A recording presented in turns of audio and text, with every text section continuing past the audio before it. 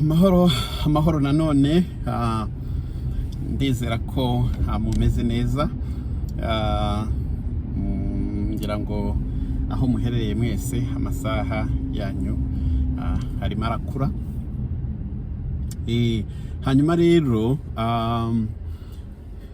nkoze aka video gatoya kuko nsanze hari amakuru ntabahaye ku bintu bijyanye no gusaba visa yo kuza gusura.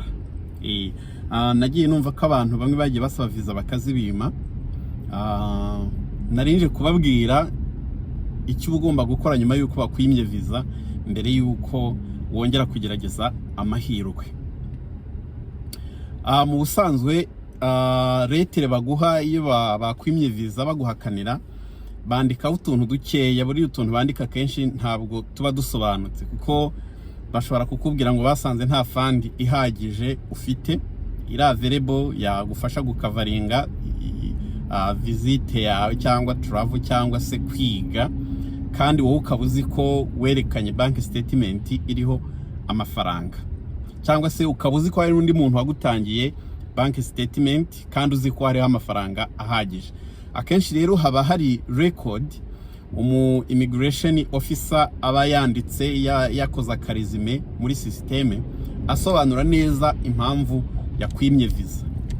Nimba yavuze ngo nta funds zihagije akabisobanura, nimba ari umuntu wari wemeye kukwishingira akaba yari yerekanye bank statement nabyo akabisobanura impamvu yenda atigeza consideringa iyo support yo ku ruhande. Hanyuma rero iyo wimwe visa uba ugomba gusaba iyo record kugira ngo ubashe kumenya neza icyatumye bakwima visa, hanyuma ubutaha uzabone uko ugikosora, kuko iyo ugiye gusaba bwa kabiri hari aho bakubaza ngo ese wigeze wimwa visa mbere in the past. Ubwo nuvuga yes barakubaza gusobanura icyatumye bayikwima, hanyuma rero ukagisobanura ukanavuga ko washoboye gukosora ibyatumye bakwima visa mbere, kuko nubundi application wongeye ukayitanga nubundi hariho ibyago byinshi byuko bari bwongere bakakwima visa niba information ugiye kubaha nubundi ntaho zitandukaniye nizo wabahaye ubushize. Iyo record rero iboneka gute? Iyo record umuntu wemerewe kuyigusabira cyangwa se ushobora kwigiraho access ni umuntu uri muri Canada, ni umuntu ufite permanent residence cyangwa se akaba ari umusitizeni wa Canada, niwe wenyine ushobora kugusabira iyo record igihe bakwimye visa. Cyangwa se nimba hari umuntu wagufashije nko mu agent akaba ari umuntu utuye muri Canada, nawe ashobora kugusabira iyo record igihe wumva ubusobanuro batanze budahagije cyangwa utanyuzwe n'impamvu bakubwiye ko bakwimye visa. Akenshi usaba iyo record ibisobanutse neza. Ubu ndabibabwira kubera ko nabikoze, mfite nanyu umuvandimwe nasabiye visa barayimwima, bavuganye impamvu bayimwimye ariko je numva ntizisobanutse nkurikije n'ama supporting documents twari twatanze. So bituma rero njya gusaba iyo record sanga haba hariho amakuru mu by'ukuri batandikaho hariya iyo bagusubiza. Ni ingenzi rero, very important gusaba iyo record. Ntabwo ihenda, ni amadolari tanura 10-15. Nimba ari menshi yaba ari amadolari 15, ariko ndumva ashobora kuba $5 cyangwa 10 ya Canada. Rero umuntu uri muri Canada baramutse barakwimye visa ukafite umuntu muziranye uri muri Canada cyangwa se wagufashira akabatuye muri Canada, uramubwira akagusabira iyo record.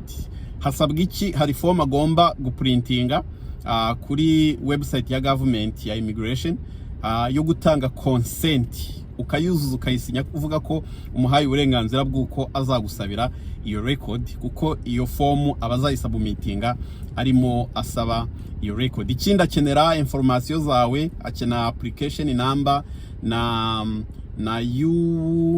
UCI, hari indi nimero baba baguhaye ibiri kuri rupapuro bakwandikira bagusubiza, nayo abayikeneye imyirondoro yawe akayishyiramo, hanyuma akagusabira iyo record bakayimuha, bamara kuyimuha akayikugezaho. Nuko kuntu bigenda. So iyo record rero ushobora kuyisaba waba wimwe visa yo kuza kwiga, waba wimwe visa yo kuza gusura cyangwa indi visa wigeze gusaba, ushobora kuyisaba ukamenya detaye z'icyatumye mu by'ukuri bakwima visa. Urugero nshobora kubaha, tuvuge ushobora kuba ufite umuvandimwe hano cyangwa umuntu wo muri famille akaba yenda yaremeye kukwishingira, akaba yaratanze na bank statement rwose zigaragaza amafaranga atubutse, ariko wajya kubona ukabona immigration gusubiza ikubwira ngo ntabwo babonye ufite fandi zidahagije zo gukavaringa urugendo rwawe. Cyo ni kimwe. Cyangwa hari indi note bajya bashyiraho bakakubwira ngo basanze ntabwo bari convinced ko uzasubira iwanyu nyuma ya visite yawe. Izo ni impamvu zimwe bajya batanga. Ikindi ushobora kuba waratse yo kwiga bakakubwira ngo bumvise papasi yawe yo kuza kwiga idasobanutse neza. Ubwo hari ibyo batasobanukiwe. Ndumva ari ingingo nk'izo bagenda batanga, ariko mu by'ukuri ntabwo uba ubonye ubusobanuro buhagije nk'ubwo umu office aba yaranditse muri systeme asiga muri record. Ubwo rero ibyo ngibyo ni ukubyitaho. Abimwe visa mukabimenya, abatarazisaba mukamenya gutanga details zose navuga ngo zishoboka. Abagabo bakunda ubusobanuro cyane buhagije. Urugero, nimba uri musaba visa ukaba ufite umuryango aho ngaho, ni byiza ko wandika iletter ugasobanura, ukavuga ko uri mushaka visa yo kujya gusura, ugasobanura impamvu y'urugendo, ugasobanura impamvu wahisemo Canada, n'icyaguteye gutekereza ko wajya gusura muri Canada, nimba hafite umuntu se cyangwa utahamufite ukabisobanura. Ugashyiramo ko nyuma y'urugendo ugomba gusubira mu rugo, kubera ko ufite umugabo cyangwa umugore, usize abana, ufite akazi nako ni very important, ufite indi mitungo ukurikirana cyangwa ibindi bikorwa, ufite business. Ibyo byose ukabisobanura ko wikojejeyo just kuruhuka cyangwa kureba umuntu ibyumweru 2 ukwezi, hanyuma ugahindukira. Ikindi, ku muntu uje kwiga, umunyeshuri, amafaranga werekana agomba kuba ari amafaranga ahagije azakavaringa amasomo, hanyuma kandi akagufasha no kubaho. Hakunda kuba imbogamizi iyo uje kwiga ikintu cy'imyaka myinshi. Baze uje gufata porogaramu y'imyaka 4 cyangwa 3, mu by'ukuri ukenera kwerekana amafaranga menshi.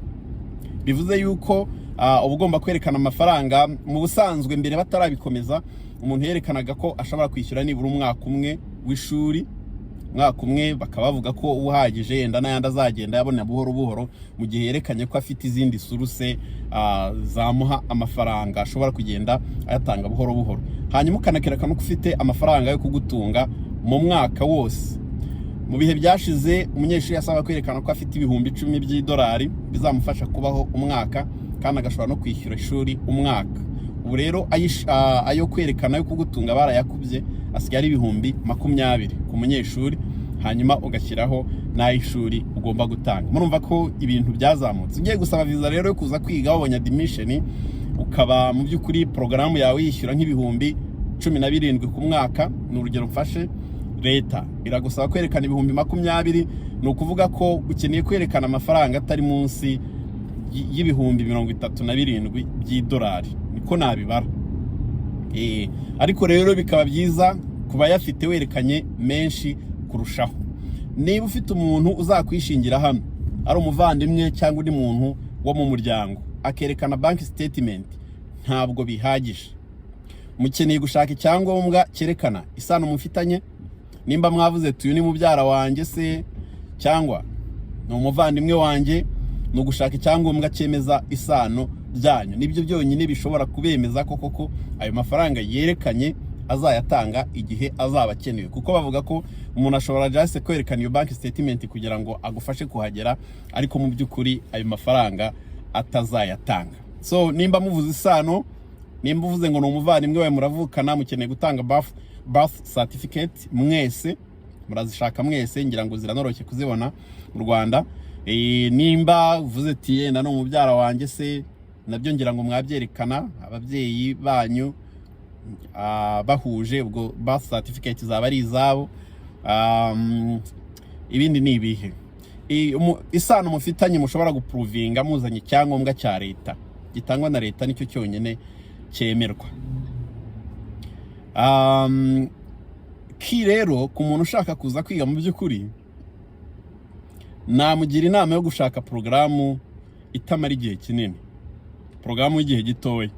porogaramu imana umwaka, kuko nimba uje kwiga mu by'ukuri unatekereza ko uzashakishiriza ubuzima hano, kandi akenshi ibintu abanyamahanga baza kwiga ntabwo barangiza ngo babone akazi kabahembe yenda nk'umuntu uri mu gihugu.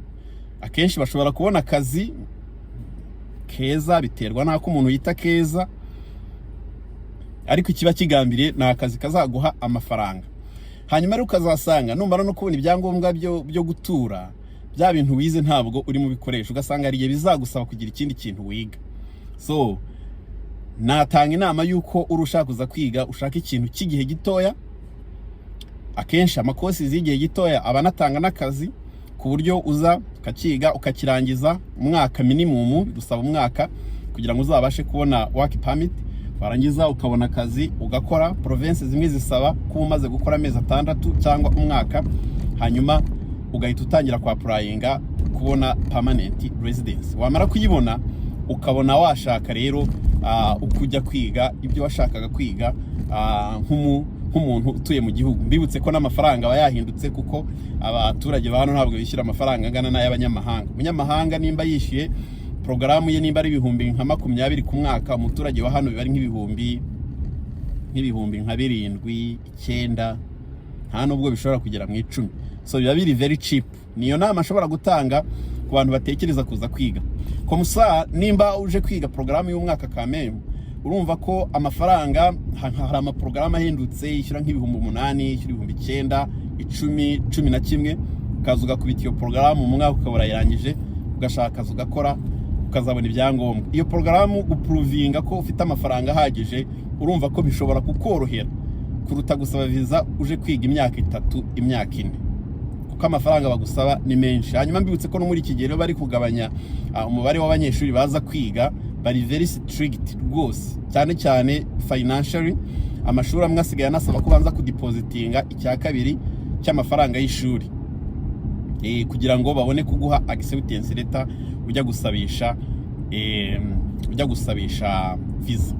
Ubwo rero namwe mu bifate nk'ibintu biri serious. Nimba ushaka kuza kwiga, banza wige dossier neza, wige ikibuga neza, umenye ibyo ushaka kwiga, banza urebe capacity, ubushobozi ufite bwo kuzishyura no kubaho, bwo kwerekana.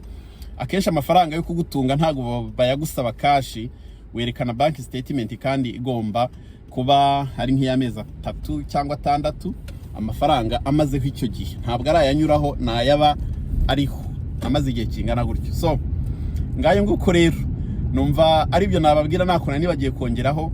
Hanyuma ubundi abashaka kugerageza amahirwe bagakomeza bakagerageza. Nkuko nabivuze, buri gihe mba nashyizeho link ya Telegram kugira ngo wumve afite ikibazo yifuza kubaza abe ya joininga, hanyuma anyandikire inbox.